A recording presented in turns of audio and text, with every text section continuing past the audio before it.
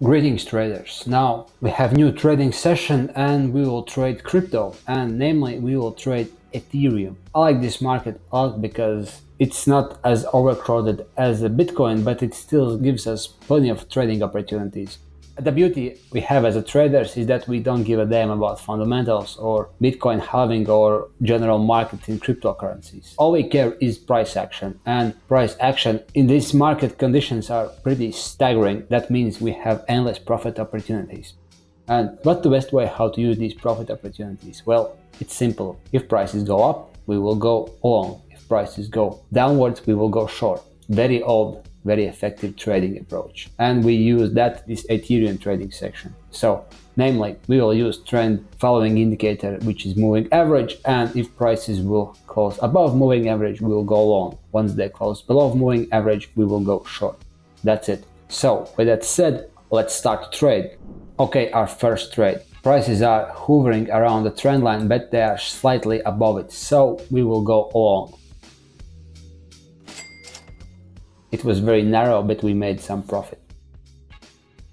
Second trade. Prices are climbing up, that means we have to go long. And our strategy didn't lie to us. Yes, we are continuing to make profits in our second trade.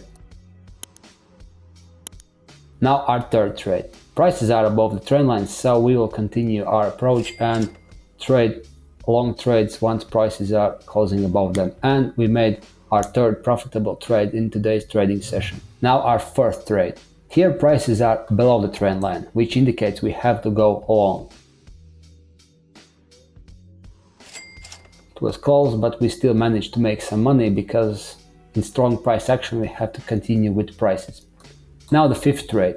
Strong price action continues and we are going to go short. Here we didn't manage to make some money, but we didn't lost it anyways, so we had break-even trade here. So what are conclusions? Now the markets were quite choppy, so there were quite a lot of long and short signals in very narrow space, but we managed to make some profit and had one break-even trade.